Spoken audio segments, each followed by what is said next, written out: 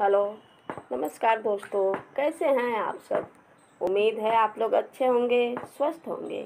आज की वीडियो में हम लोग कामिका एकादशी व्रत की कथा को सुनेंगे और इसका क्या महत्व है यह भी जानेंगे। अर्जुन ने कहा, हे प्रभु, मैंने आषाढ़ माह के शुक्ल पक्ष की देवशयनी एकादशी का सविस्तार वर्णन सुना।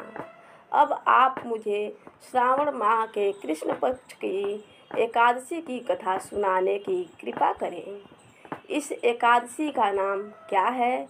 इसकी विधि क्या है? इसमें किस देवता का पूजन होता है? इसका उपवास करने से मनुष्य को किस फल की प्राप्ति होती है? भगवान श्री कृष्ण ने कहा, हे श्रेष्ठ धनुर्धर, मैं श्रावण माह की पवित्र एकादशी की कथा सुनाता हूँ। ध्यान पूर्वक श्रवण करो। एक बार इस एकादशी की पावन कथा को भीष्म पितामह ने लोकहित के लिए नारद जी से कहा था। एक समय नारद जी ने कहा, हे पितामह, आज मेरी श्रावण के कृष्ण पक्ष की एकादशी की कथा सुनने की इच्छा है, अतः आप इस एकादशी की व्रत कथा विधान सहित सुनाइए। नारद जी की इच्छा को सुन पितामह भीष्म ने कहा, हे नारद जी, आपने बहुत ही सुंदर प्रस्ताव किया है। अब आप बहुत ध्यानपूर्वक से इसे श्रवण कीजिए। श्रावण माह के कृष्ण पक्ष की एकादशी का नाम कामिका एकादशी है। इस एकादशी की कथा सुनने मात्र से ही वाजपेय यज्ञ के फल की प्राप्ति होती है। कामिका एकादशी के उपवास में शंख चक्र गदाधारी भगवान विष्णु का पूजन होता है। जो मनुष्य इस एकादशी को धूप दीप नैवेद्य आदि से भगवान विष्णु की पूजा करते हैं, उन्हें गंगा स्नान के फल से भी उत्तम फल की प्राप्ति होती है। सूर्य ग्रहण और चंद्र ग्रहण में केदार और कुरुक्षेत्र में स्नान करने से जिस पुण्य की प्राप्ति होती है, वह पुण्य कामिका एकादशी के दिन भगवान विष्णु की भक्ति पूर्वक पूजा करने से प्राप्त हो जाता है। भगवान विष्णु की श्रावण माह में भक्ति पूर्वक पूजा करने का फल समुद्र और वन सहित पृथ्वी दान करने के फल से भी ज़्यादा होता है। व्यतिपात में गंडकी नदी में स्नान करने से जो फल प्राप्त होता है, वह फल भगवान की पूजा करने से मिल जाता है। संसार में भगवान की पूजा का फल सबसे ज़्यादा है, अतः भक्ति पूर्वक भगवान की पूजा न बन सके तो श्रावण माह के कृष्ण पक्ष की कामिका एकादशी का उपवास करना चाहिए। आभूषणों से युक्त बछड़ा सहित गौदान करने से जो फल प्राप्त होता है, वह फल कामिका एकादशी के उपवास से मिल जाता है। जो उत्तम द्विज श्रावण माह के कृष्ण पक्ष की कामिका एकादशी का उपवास करते हैं तथा भगवान विष्णु का पूजन करते हैं, उनसे सभी देव, नाग, किन्नर, पितृ आदि की पूजा हो जाती है। इसलिए पाप से डरने वाले व्यक्तियों को विधि विधान सहित इस उपवास को करना चाहिए।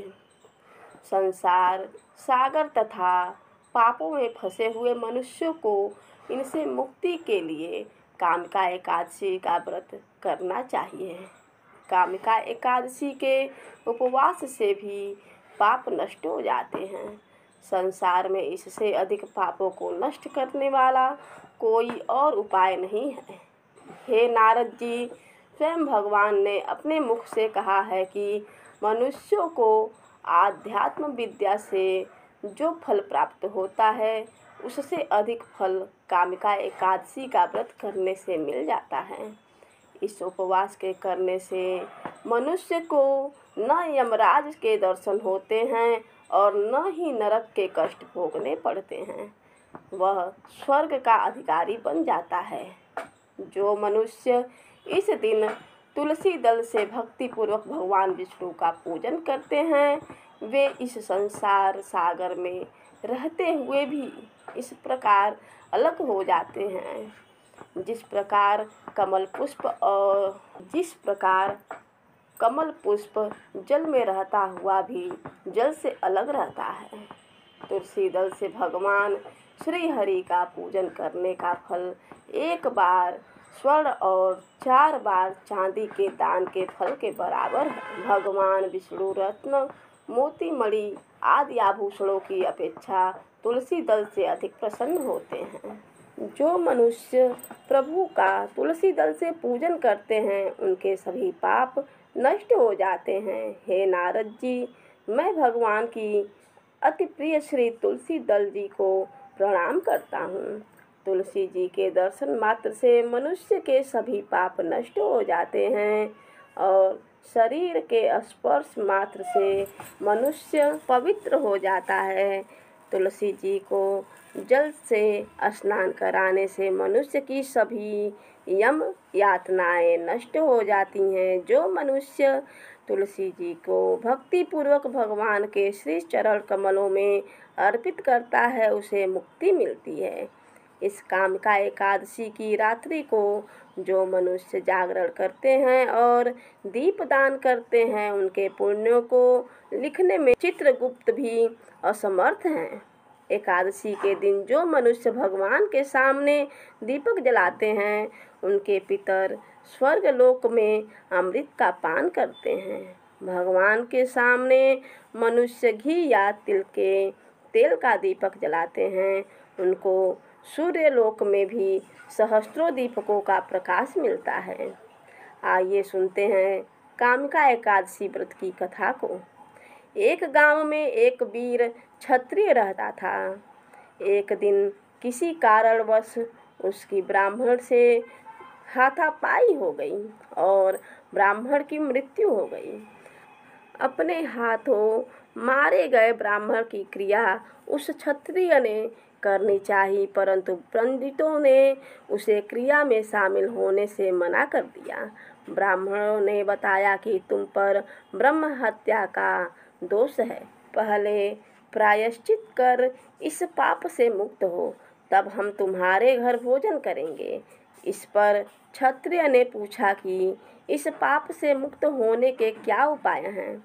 तब ब्राह्मणों ने बताया कि श्रावण माह के कृष्ण पक्ष की एकादशी को भक्ति भाव से भगवान श्रीधर का व्रत एवं पूजन कर ब्राह्मणों को भोजन करा के दक्षिणा के साथ आशीर्वाद प्राप्त करने से इस पाप से मुक्ति मिलेगी।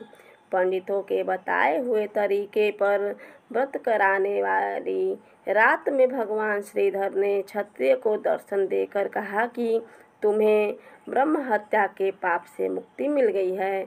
इस व्रत के करने से ब्रह्म हत्या आदि के सभी पाप नष्ट हो जाते हैं और यह लोक में सुख भोग कर प्राणी अंत में विष्णु लोक को जाते हैं।